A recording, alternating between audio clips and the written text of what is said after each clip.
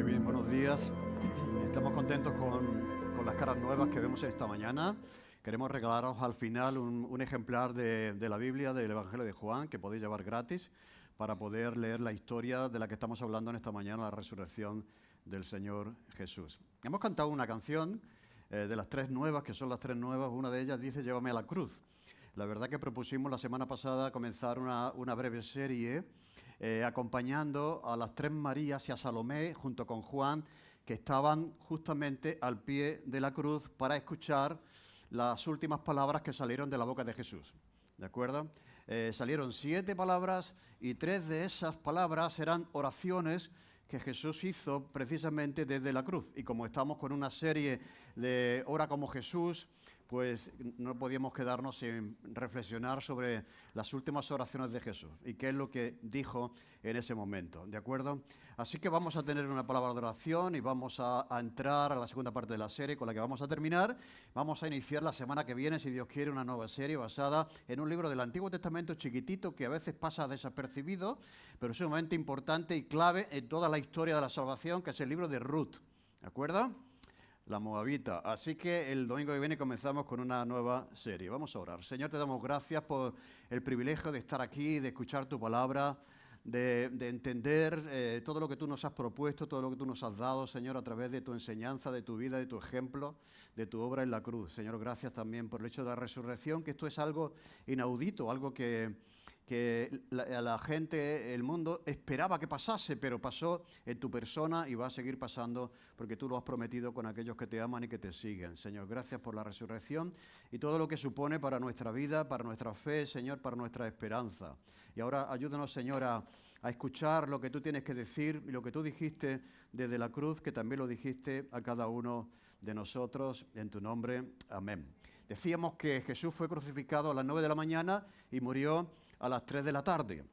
La semana pasada vimos lo que pasó a lo largo de las 3 primeras horas en las cuales Jesús estuvo en la cruz, y hoy vamos a ver las 3 últimas horas, ¿de acuerdo?, antes de la muerte de Jesús. Como decía, Jesús dijo una serie de cosas, se hizo 3 oraciones, y para aquellos que no pudieron estar la semana pasada vamos a leer rápidamente las palabras que Jesús dijo desde la cruz. La primera, en Lucas capítulo 23, 32 a 34, llevaban también con él a otros 2 que eran malhechores para ser muertos, y cuando llegaron al lugar llamado de la Calavera le crucificaron allí, y a los malhechores, uno a la derecha y el otro a la izquierda, y Jesús decía, veis una de las primeras palabras de Jesús de la cruz: Padre, perdónalos porque no saben lo que hacen. Es una oración de perdón para aquellos que le están precisamente torturando y crucificando. La segunda palabra, Lucas 23, 42, y dijo Jesús: acuérdate de mí cuando vengas en tu reino.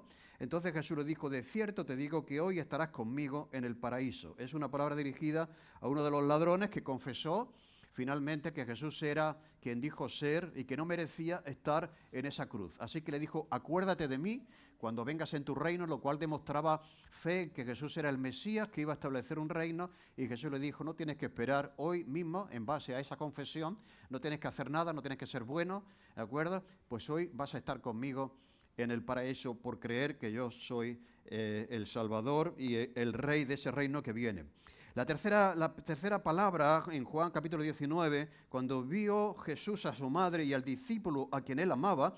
Jesús estaba en la cruz, estaba 3 horas ahí vivo, sufriendo, pero contemplaba y vio que estaba su madre, que estaban unas mujeres, y le dijo a Juan, que también estaba presente: mujer, ahí tu hijo. Y después dijo al discípulo, a Juan: he aquí tu madre. Y desde aquella hora el discípulo la recibió en su casa. O sea, María, desde en ese momento, cuando faltó Jesús, vivió con Juan en la casa de Juan. Mateo 4, 27, versículo 46, cerca de la hora 9, Jesús clamó a gran voz diciendo: Elí, Elí, lama sabactani, esto es: Dios mío, ¿por qué me has desamparado? El evangelista Marcos recoge también y dice lo siguiente: a la hora 9 Jesús clamó a gran voz diciendo: Eloí, Eloí, lama sabactani, que traducido es: Dios mío, ¿por qué me has desamparado? Vale, esta palabra ya ocurre en la última parte, podríamos decir en la 4ª hora antes de la muerte de Jesús, y es también una oración. ¿De acuerdo? Esto no lo vimos la semana pasada. La semana pasada vimos las 3 primeras palabras con la oración, y hoy vamos a ver esto. También dice en Juan capítulo 19, 28, después de esto, sabiendo Jesús que ya todo estaba consumado, dijo, para que la escritura se cumpliese, tengo sed. Esta es una segunda palabra en esa hora. Sigue más adelante diciendo Juan que cuando Jesús hubo tomado el vinagre, dijo, consumado es. Y habiendo inclinado la cabeza, entregó el Espíritu. Pero Lucas capítulo 23, 46 nos dice que Jesús clamó a gran voz y dijo, Padre, en tus manos encomiendo mi espíritu. Y habiendo dicho esto, expiró. O sea, murió Jesús con una última oración, entregando su alma al Padre. Por lo tanto, la semana pasada vimos las 3 primeras horas, lo que pasó, lo que sucedió. Hoy vamos a ver lo que pasó desde las 12 de la mañana a las 3 de la tarde en que murió Jesús. Mateo, Marcos y Lucas nos dicen que hubo 3 horas de tinieblas. ¿De acuerdo? Coinciden los evangelistas que ya en esta parte de la última hora de Jesús hubo una tiniebla tremenda junto a la hora, más o menos la hora sexta, hubo tinieblas sobre toda la tierra hasta la hora novena en la que murió Jesús. Y el sol se oscureció. A las 3 de la tarde Jesús exclama, cerca de la hora novena, cerca de las 3, Jesús clamó a gran voz diciendo, Elí, Elí, lama sabactani, esto es Dios mío, ¿por qué me has desamparado? ¿De acuerdo? Esto también es lo que dice Jesús, ya justamente un poquito antes de morir. También tiene sed, Juan capítulo 19, 28, después de esto, sabiendo que ya todo estaba consumado, dijo, para que la escritura se cumpliese, tengo sed. El hecho de tener sed era algo que también estaba profetizado que tenía que pasar, para que la escritura se cumpliese. Jesús dice que ha venido a cumplir toda la escritura, todo lo que de él se había dicho, ¿no? Marcos 15, 23 dice que en el momento de la crucifixión le dieron a beber vino mezclado con mirra, pero él no lo quiso. Un poquito antes era costumbre para paliar un poco el sufrimiento de los crucificados, se les daba como una pócima, como una droga, para soportar mejor el sufrimiento. Pero Jesús no lo aceptó, lo rechazó. Pero un poquito más adelante tiene sed, y ahí sí que bebió, ¿de acuerdo? Bebió del vino que bebían los soldados que le estaban crucificando, porque estos iban también siempre con la esta de vino y le dieron a beber del vino que ellos, como vamos a ver después, que ellos bebían, para cumplir una profecía. Así que en Mateo 27 dice que algunos de los que estaban allí decían al oírlo, a Elías llama a este, y al instante, corriendo uno de ellos, tomó una esponja y la empapó en vinagre y poniéndola en una caña le dio a beber. Pero los otros decían, déjalo, a ver si viene Elías y le libera. Entonces, también ocurre en ese momento que Jesús dice, cuando ha tomado el vinagre, el vino, mezclado con agua, dice, consumado es. Cuando Jesús hubo tomado el vinagre, dijo, consumado es. Y habiendo inclinado la cabeza, entregó el Espíritu. Lucas, lo hemos leído antes, dice que clamó a gran voz y encomendó su espíritu al Padre. Y cuando lo hizo, murió. Así que interesante eso, en el momento de la muerte, lo último que hace Jesús es encomendar su espíritu al Padre. Pero hay otras cosas que pasaron en ese momento, que dice Mateo 27 que el velo del templo se rasgó en dos, de arriba abajo, y la tierra tembló y las rocas se partieron. Imaginad lo que era esas 3 horas de oscuridad, Jesús clamando a gran voz, ¿de acuerdo? Diciendo consumado es, y hay un terremoto que se produce en ese momento.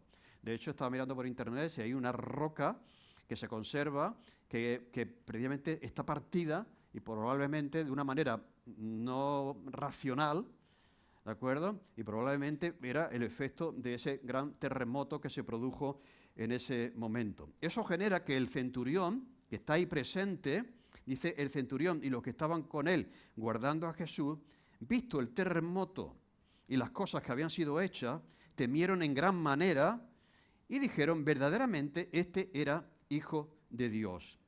¿De acuerdo? Estos sucesos sobrenaturales les convencieron de que aquí está pasando algo y ciertamente Él es quien decía ser. Y lo confiesan después de que se produjera esta oscuridad tremenda durante 3 horas, imaginad, ¿no? De pronto está el sol y de pronto se pone oscuro, hay un terremoto, ¿de acuerdo? Las piedras se rompen, se parten por la mitad y el centurión y algunos que estaban con él llegan a la conclusión de que ciertamente era hijo de Dios.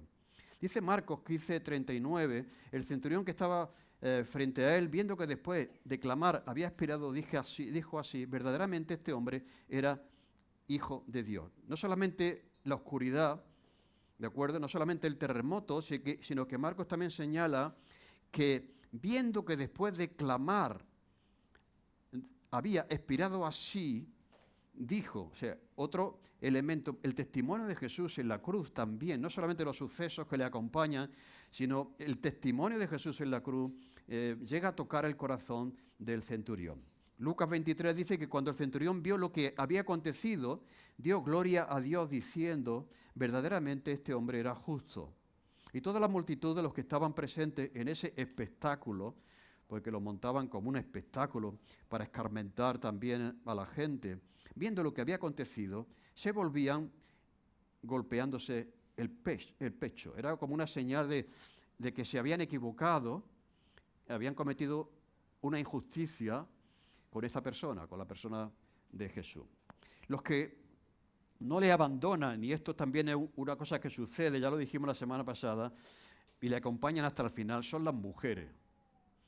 Las mujeres son un mayor ejemplo que los hombres. Como decíamos, los discípulos están todos escondidos por ahí, ¿de acuerdo? Con mucho miedo, pero las mujeres estuvieron allí junto con Juan hasta el último momento, pudieron contemplar sus palabras, pudieron contemplar sus oraciones y también su muerte. Allí estaban. Dice que estaban allí muchas mujeres mirando de lejos, las cuales habían seguido a Jesús desde Galilea, sirviéndole. O sea, eran mujeres que hacían posible el ministerio de Jesús. Algunas de ellas contribuían económicamente para que Jesús pudiera hacer lo que estaba haciendo, ¿de acuerdo? Y entonces las mujeres le acompañaban, la generosidad de las mujeres, entre las cuales estaba María Magdalena, María la madre de Jacobo y de José, y la madre de los hijos de Zebedeo. Eso es lo que está pasando en esas 3 horas. En ese contexto, en ese tiempo, Jesús hace 2 oraciones y pronuncia las 3 últimas de las 7 palabras que él dice. En primer lugar, dirige una oración al Padre. Dios mío, ¿por qué me has abandonado? Se siente abandonado. Jesús dirige la segunda palabra de estas 3 horas diciendo, tengo sed. Jesús dice la tercera palabra diciendo, consumado es. Y finalmente hace una última oración diciendo, Padre, en tus manos encomiendo mi espíritu, y murió. Así que vamos a ver esa oración desde la cruz, una oración de desamparo. ¿Quién no en un momento así se siente abandonado por Dios, ¿no? Se siente desamparado. Vamos a ver que esto es más profundo de lo que pensamos, lo que aquí está sucediendo, ¿no? Dice Mateo 27:48 que cerca de la hora novena, cerca de la hora de la muerte, Jesús clamó diciendo, Elí, Elí, lama sabactán, esto es Dios mío, ¿por qué me has desamparado? ¿No? Son ya 6 horas las que Jesús lleva clavado en una cruz, y dicen los evangelistas, todos coinciden en que dio un grito, una exclamación, una gran voz desde la cruz. Dios mío, ¿por qué me has desamparado? Esta palabra que se utiliza en el griego indica una emoción profunda y también una interpelación a Dios porque se siente abandonado por Dios. Decíamos también que en los evangelios es muy interesante la única ocasión en los evangelios en la cual Jesús se dirige a Dios como Dios y no como Padre, es aquí. No dice, Padre, ¿por qué me has abandonado? Sino dice, Dios, ¿por qué me has desamparado? Toda la relación que Jesús tiene con el Padre, todas las veces que se dirige al Padre, se dirige como Padre, pero aquí se dirige como Dios. Y ahora vamos a ver por qué Él lo hace. Así que Él aquí está cumpliendo el Salmo 22. El Salmo 22 es uno de los salmos mesiánicos. Dice Jesús, dice, vosotros os equivocáis a los fariseos, estudiando, profundizando, indagando en las Escrituras, pero ellas dan testimonio de mí. Lo cual quiere decir que en la Escritura debemos buscar no solamente información, conocimiento, sino a Jesús, porque está por todos sitios. Y en el Salmo 22, ahí está ya este momento dramático de la vida de Jesús. La expresión humana también de aquel, como hombre, se siente abandonado por Dios. Es el momento, ¿por qué se siente abandonado? Porque es el momento en el que todo el peso del pecado del mundo tiene que caer sobre sus espaldas y lo tiene que llevar solo. Hay un momento, si Dios es santo y no puede tener relación con el pecado, si Jesús va a cargar con el pecado, Dios tiene que apartarse porque no puede tener comunión con el pecado que lleva a su Hijo. Dios en un momento tiene que, en un sentido entre comillas, dejar a Jesús solo cargando con nuestros pecados. Y dice que el apóstol Pablo, que entiende muy bien todo lo que está pasando en la cruz, dice, al que no conoció pecado, por nosotros lo hizo pecado, para que nosotros fuésemos hechos justicia de Dios en él. Y que el castigo que sobrellevó por nosotros fue la separación inevitable de Dios que produce el pecado. Si, como digo, Dios cargó en él el pecado, en Jesús, el pecado de todos nosotros, fue precisamente en ese momento, ¿me entendéis? En el momento de la cruz, y en un momento preciso de la cruz, en el que el Padre tiene que alejarse porque no puede tener relación, comunión con el pecado que lleva a su Hijo sobre sus espaldas, ¿me entendéis? Y Pablo entiende eso, al que no conoció pecado por nosotros. ¿Cuándo lo hizo? Pecado, en ese momento, segundos antes de que Jesús exclamase, ¿por qué me has abandonado? Y Pablo lo dejó también claro más adelante cuando dice que Dios en ese momento estaba en Cristo reconciliando consigo al mundo en la cruz.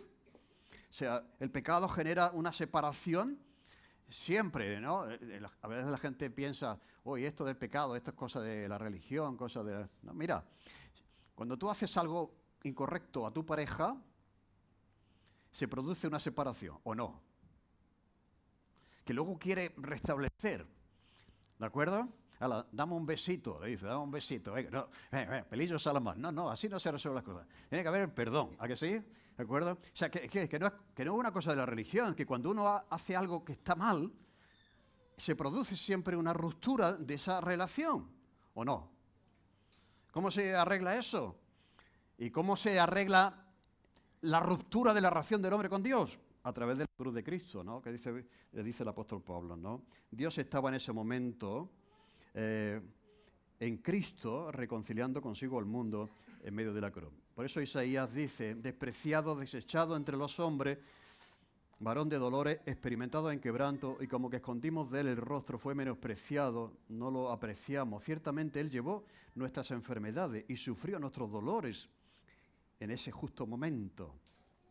Y nosotros le tuvimos por azotado, por herido de Dios y abatido, mas él herido fue por nuestras rebeliones, molido por nuestros pecados, y el castigo que nos correspondía fue sobre él. Y por su llaga, por su sufrimiento, por su sacrificio, fuimos nosotros curados. ¿Veis? Es una sustitución. ¿De acuerdo? Lo que él hace se aplica a nuestra realidad. Mira que Jesús había, a lo largo de su ministerio, por eso es como uno de nosotros, verdadero hombre, había conocido Jesús el sufrimiento, habría conocido Jesús el dolor, del desprecio, del rechazo, de la crítica de la gente. Jesús había sufrido eso, tanto físicamente, también como emocionalmente, había sufrido ese sufrimiento durante su vida. Sin embargo, nunca había sentido el sufrimiento de la separación con el Padre, ¿no? Había experimentado otro tipo de sufrimiento, pero el sentirse separado de la comunión que había mantenido toda su vida, todo su ministerio con el Padre, eso era el mayor sufrimiento. En ese momento Jesús experimentó algo que nunca había experimentado antes. En ningún momento, por mucho sufrimiento que hubiese experimentado, el sufrimiento de ese alejamiento del Padre jamás lo había experimentado. y por eso exclama de esa manera, ¿no? Así que Él lo hace para que tú no tengas que pasar por ahí. Él murió en un sentido solo para que nosotros ya no muramos solos. Por eso yo digo siempre que la muerte para un creyente es completamente diferente. Porque Él sí que fue abandonado por el Padre en ese momento, pero nosotros no lo vamos a ser abandonados, ¿no? Por el Padre, va a estar con nosotros. Él murió solo para que tú y yo no muramos solos. Bien, eso es lo que Jesús está orando desde la cruz, que expresa esa realidad por lo que está pasando, por llevar sobre Él el pecado de todos nosotros y no sentir en ese momento esa comunión que había mantenido a lo largo de su ministerio con el Padre, y eso era tremendamente doloroso. Ahora, vamos a ver dos palabras y finalmente la última oración. La primera palabra es tengo sed. Después de esto, sabiendo Jesús que todo ya estaba consumado, dijo, para que la Escritura se cumpliese, tengo sed. La sed es propia de los seres humanos, pero también es propia de los crucificados. Las personas que eran crucificadas experimentaban mucha sed por las circunstancias de la crucifixión. Y como he dicho, se les solía dar un brebaje, una pócima, se mezclaban una serie de mirra con vino y con vinagre y tal, como una droga, para hacer más llevadero el dolor. Pero hemos dicho que Jesús no quiere tener ninguna ayuda en ese, quiere cargar el pecado de todos nosotros, ¿no? Pero ahora dice el texto que ahora tiene sed. Y el soldado le da, lo como he dicho antes, vinagre. O sea, el vino bueno era para, como siempre ocurre hoy, ¿no? El Vega Sicilia es para los que tienen de 5 años de reserva. Ese. Y los que no tienen tantos recursos, pues van al de Mercadona, el vino más. El vino de Mercadona para los soldados era el peor de los vinos, era casi vinagre, ¿de acuerdo? Y encima le echaban un poquito de agua para diluirlo y tal. Entonces, lo que Jesús recibió, habiendo rechazado esa pócima que le habían ofrecido antes, ahora cuando tiene sed, precisamente los soldados le dan del vino que ellos tenían allí. Como decía, porque ellos están haciendo su trabajo, tienen que comer después y llevan la bebida y llevan la bota, ¿no? ¿De acuerdo? Y entonces pues le ofrecen eso. Dice Juan que para que la Escritura se cumpliese. Un detalle tan insignificante como ese, dice Juan que es una profecía. Vamos al Salmo 69, 20, 21. Dice, el escarnio ha quebrantado mi corazón y estoy acongojado. Esperé quien se compadeciese de mí y no lo hubo. Y consoladores y ninguno hallé. Me pusieron además y él por comida y en mi sed me dieron a beber vinagre. Eso está en un salmo mucho tiempo antes de que esto sucediese. Hasta un detalle como ese estaba predicho ya, profetizado en el libro de los Salmos. Bien, esa palabra tengo sed es para que la Escritura se cumpliese. La segunda palabra era consumado es. Juan 19:30. Cuando hubo tomado el vinagre, dijo consumado es. Y habiendo inclinado la cabeza, entregó el Espíritu, aunque otro evangelista, como vamos a ver, nos dice que hizo una oración. Mira, la palabra esta consumado es una palabra muy interesante. Es una palabra en griego que se escribe telestai. Es una palabra que no indica, bueno, por fin ya ha dejado, es como cuando una persona se muere y dice, bueno, por fin ha dejado de sufrir. No es eso. La palabra telestai no era una palabra utilizada para describir que ya por fin esto se ha acabado, ¿no? Una persona que pasa por una angustia, por una agonía, por unas circunstancias adversas, decir, menos mal que esto ya se ha acabado, ¿no? Ya hemos acabado con esto. No. La palabra telestai es una palabra mucho más profunda que no indica eso. Lo que indica es el clamor de alguien que ha ganado. Dice, bueno, pero ¿cómo puede ser que alguien que está en la cruz haya ganado? Ha salido victorioso. ¿De acuerdo?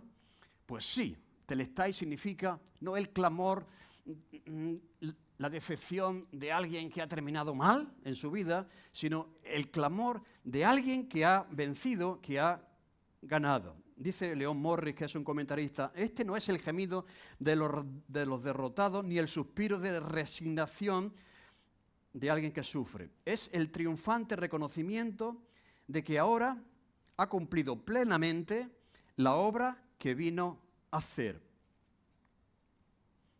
O sea, cuando Jesús está diciendo eso, es consciente de a qué había venido a este mundo. Eso no es un fracaso, no es que la historia se tuerce y finalmente Jesús termina en una cruz, por lo que sea, no era algo que estaba previsto, no.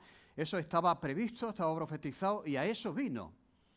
Por eso dice, he completado, he terminado aquello y he salido victorioso, aquello que he venido a hacer. Qué bueno es que sepamos qué es lo que tenemos que hacer con nuestra vida, ¿no? ¿Para qué Dios nos ha puesto aquí, no? Y que podamos decir al final, he acabado la obra que me diste que hiciese. Dios me ha dado dones, Dios me ha dado recursos, los he usado bien. ¿Entendéis? He acabado la obra, como dijo Pablo más adelante. El verbo telestai viene del verbo teleo, que significa consumar. También era utilizado en la antigüedad en un sentido también amplio, porque esta palabra es una palabra que tiene un uso amplio, que tenía que ver cuando uno tiene una deuda, ¿de acuerdo? La hipoteca, ¿de acuerdo? Y ya has terminado por fin después de 30 años, ¿de acuerdo? La hipoteca. ¿Qué es lo que hace uno? Va al banco y dice, dame un certificado de que esto está pagado, ¿no? ¿A que sí? No vaya a ser que me sigan mandando recibos, ¿no? Pues bien, la palabra telestai, el verbo, viene de esta idea antigua, también nueva, ¿de acuerdo? Que cuando alguien tenía una deuda que estaba registrada, ¿de acuerdo? Una deuda que se registraba porque eras deudor, pues cuando esa deuda se pagaba, pues se le ponía un sello, telestai. Y entonces se llevaba el documento, la persona que había estado pagando la hipoteca, como que eso estaba ya pagado. Así que en la cruz también se resuelve, entre otras cosas, una deuda. ¿No? Una deuda. Una deuda que se origina en el Edén. ¿De acuerdo? Y que alguien tiene que pagar, como hemos dicho, ¿no? O sea, ¿quién paga? Tenemos que pagar nosotros, que somos los que hemos cometido la infracción, como Adán y Eva, ¿no? Ellos, pero fijaos que Dios provee de una solución, ¿de acuerdo? Y sacrifica, la primera muerte en la Biblia es un cordero, y con él produce una ropa para que se cubriesen, ¿no? ¿De acuerdo? Entonces, esto es lo que viene a hacer Cristo. De la simiente de la mujer vendrá alguien que resolverá esta deuda que la humanidad ha mantenido a lo largo de los siglos, ¿no? Pero una deuda que tenemos todos nosotros, por cuanto todos pecaron y están destituidos de la gloria de Dios. O sea, cada ser humano está en deuda con Dios. ¿Y cómo lo pagamos? Bien, pues bueno, aquí tenemos claramente la propuesta de las religiones. Pues mira, pues haz esto, haz aquello, haz promesas, anda descalzo, lleva una cruz, flagélate, estas cosas, no sé bueno, cumple los mandamientos y tal. Es imposible. No, es imposible, no podemos, ¿no? Pero es que Jesús ya, el recibo que nosotros habíamos mantenido con Dios en la cruz, le puso el sello de pagado, el sello de consumado. Consumado es. Por lo tanto, Cristo ha pagado nuestra deuda en su totalidad. En su totalidad. Todo se ha cumplido. Todo lo que la Escritura dijo que pasaría, y hay tantas cosas aquí que nos perdemos, que nos perdemos. Por eso es tan importante conocer la Escritura. Porque cuando no la conocemos nos perdemos muchas cosas. Y también pagamos muchas consecuencias. Todo lo que la Escritura dijo que pasaría y que lo dice, pasó. Está hecho ya. El Cordero de Dios que quita el pecado del mundo ya ha sido sacrificado a las 3 de la tarde. Por lo tanto, ya somos libres, ya somos perdonados. ¿De acuerdo? La obra de la salvación está terminada y también el diablo ha sido machacado, ha sido vencido. Entonces, después de Jesús decir consumado es, todo lo que eso significa, entonces Jesús clamó a gran voz y dijo, Padre, en tus manos encomiendo mi espíritu. Y habiendo dicho esto, expiró. Interesante morir con una oración en sus labios. En tus manos encomiendo mi espíritu. Bien, eso es también algo que está en el Antiguo Testamento. En el Salmo 31,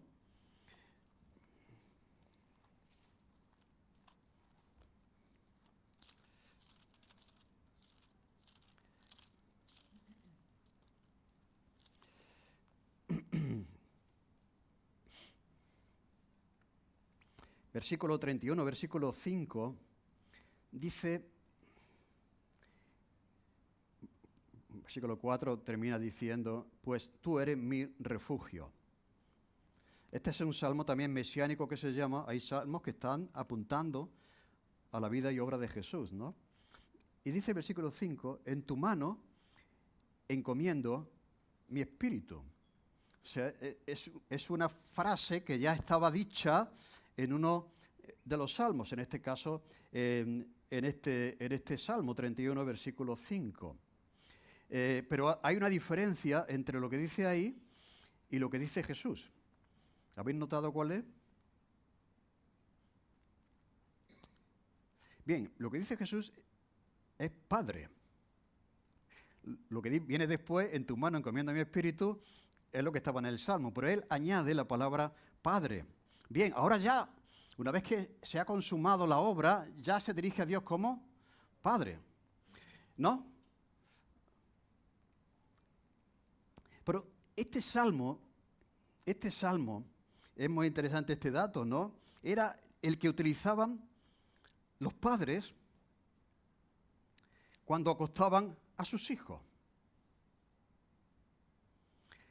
Para que no tuvieran miedo a la noche, ¿de acuerdo?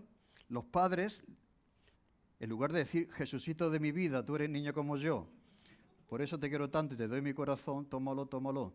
Esas son las oraciones que nos enseñaban nuestros padres cuando nos íbamos a dormir, ¿no? A ver, ¿quién la...? Esto del miedo a la noche es universal también. O sea, todos los niños han sentido miedo a la noche. Y ahí vienen los padres para consolarles. Los judíos venían con un salmo. En lugar de una historia o un cuento, le leían este salmo. ¿De acuerdo? Y el niño podía dormirse tranquilo, encomendando su espíritu, ¿no?, a Dios.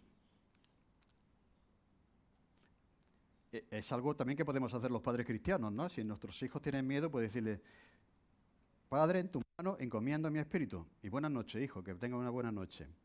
Pero Jesús añade la palabra Padre. Lo que está haciendo aquí Jesús es morir durmiendo en los brazos de su Padre.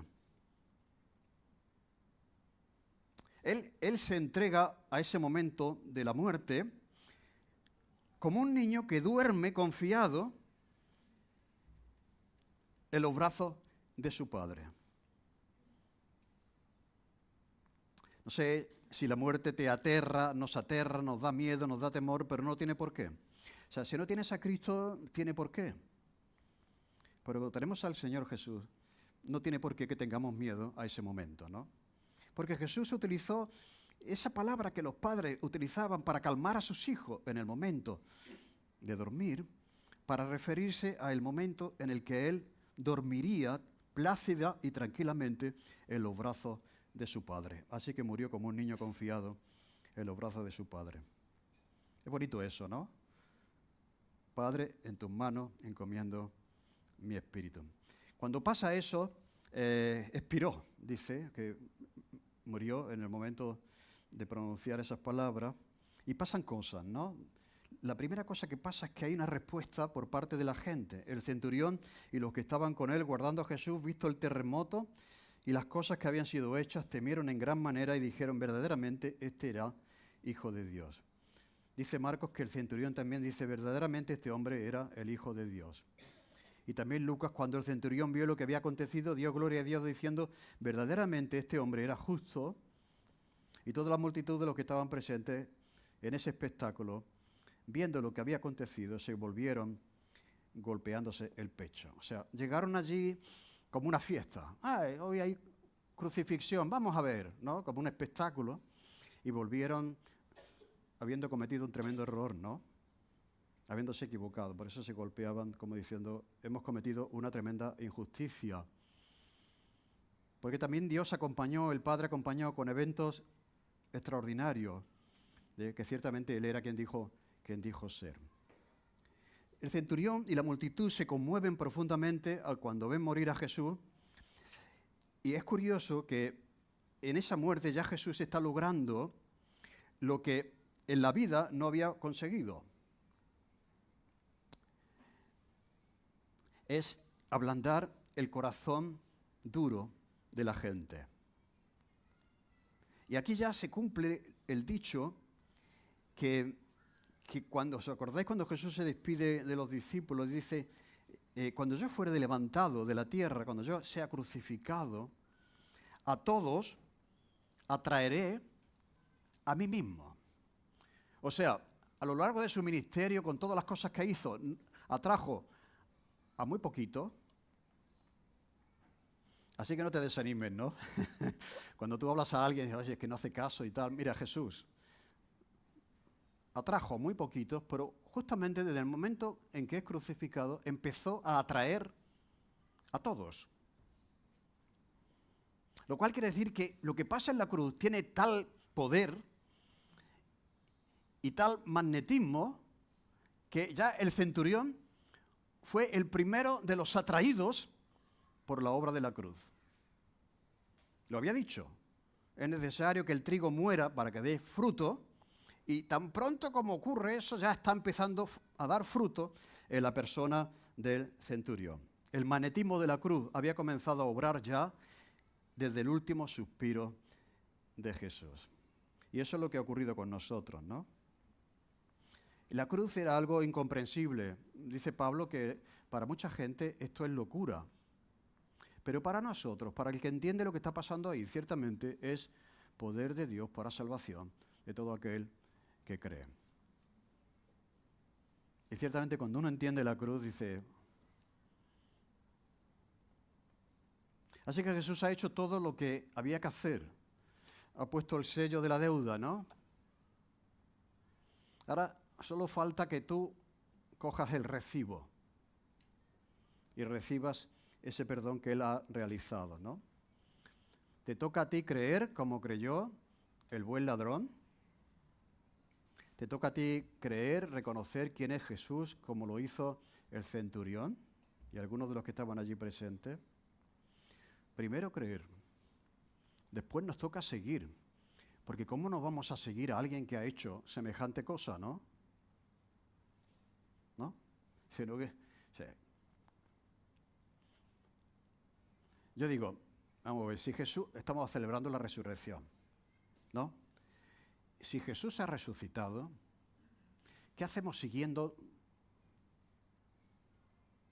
otras cosas? ¿No?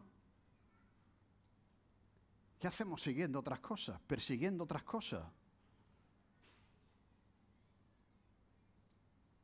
¿No? ¿Hay alguien en la historia que merezca entregar la vida, seguirle, confiar en Él? Nadie. Pero si lo ha hecho como lo ha hecho, no hay otra cosa que debamos hacer que entregar nuestra vida a Él. Así que creer, así que seguir y finalmente proclamar la obra de la cruz. Aunque a la gente le parezca una locura, aunque la gente no lo entienda, pero es que está claro, si es que, yo digo, si solo falta leer la Biblia, ¿verdad?, para entender todo lo que está pasando ahí.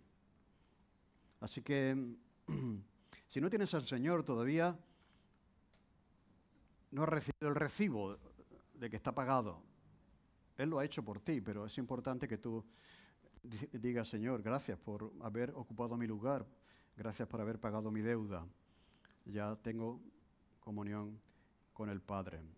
Cree en Él, síguele y proclámale hasta que Él venga. Amén.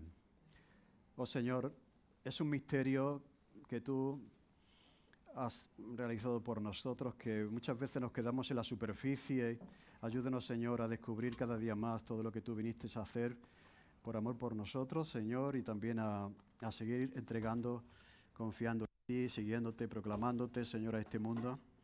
a esta sociedad nuestra en la que tú nos has puesto, Señor. Te gracias por la obra de la cruz.